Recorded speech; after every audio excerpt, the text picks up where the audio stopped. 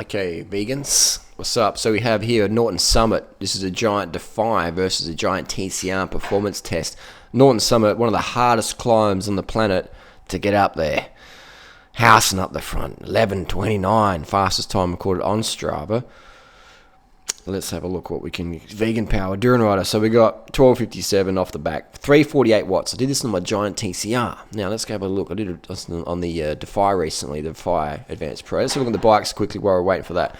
This is a bike I rode the other day, Defy Advanced Pro. I put my power meter on there so I could do an objective test. I used the same tyres as on my TCR, the GP 4000S.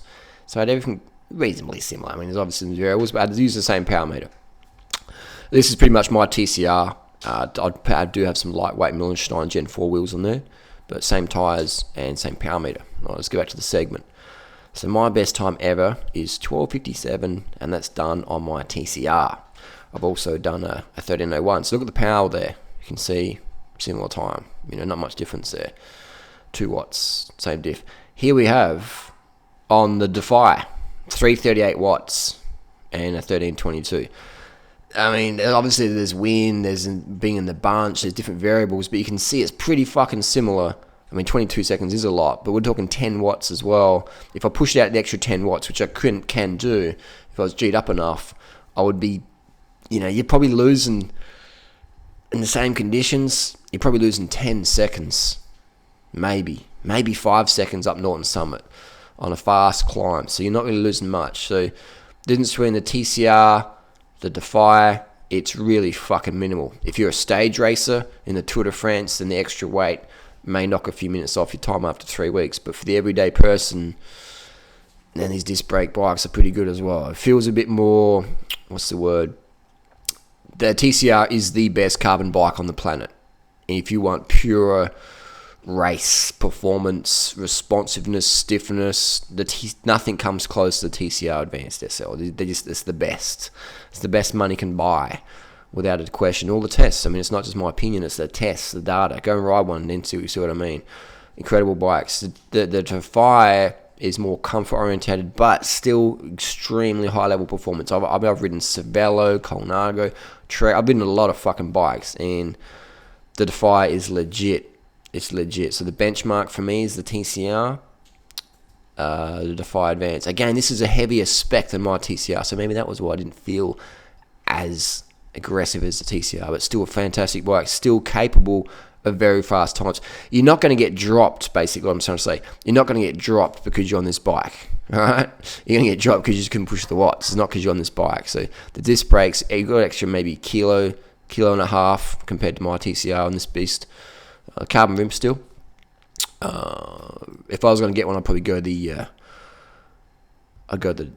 full hog the Steve Hog. Where are we here? That's what I'd be getting, one of these bad boys.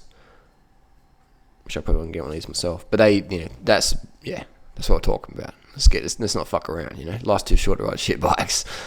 But that was the video. Is basically, what are your thoughts, Duran Rider, TCR versus the Defy? You got the best endurance bike you get on the market at the moment versus the best carbon road bike on the market. I know this is going to ruffle some feathers. Some people, they're going to go, but what about Parky and Teschner or not Teschner, Willier, and what about Willier and all sorts of stuff? And so what about it? What about it? You ride whatever bike you want to ride. Basically, these days, the carbon bikes are pretty similar. You're not going to get dropped because you're riding a Colnago versus a TCR or whatever. If you're up there, you're up there, all right? Simple as that. If you can push the watts, you can push the watts. As long as your bike fits you, your tyres are pumped up, it's good enough, really. But if we're just shit talking, then yeah, TCR, Defy, best you can get for the money. Otherwise, ride whatever the fuck bike you want. Aesthetics is a big one for me. I like looking at fancy paint jobs. But yeah, if we look at the performance, 338 watts, 348. That difference in power wasn't from the bike. That was from me. That was for me. It's November. This is the start of my season. February is the end of my season. So I'm 10 watts off when I'm going well. What can we do February next year, 2016? So there you go. Enough rambling. Do you have any more questions about these two bikes? The Defy is a high-level bike. All these giant Defies, even the alloy ones I've ridden, they're really, really responsive, really good. I would say the alloy Defy is very similar to my Cannondale CAD 9, which is a Tour de France spec frame from 2006. So these days you're getting a lot good for your money. I recently got a Trekimonda ALR, another good alloy frame.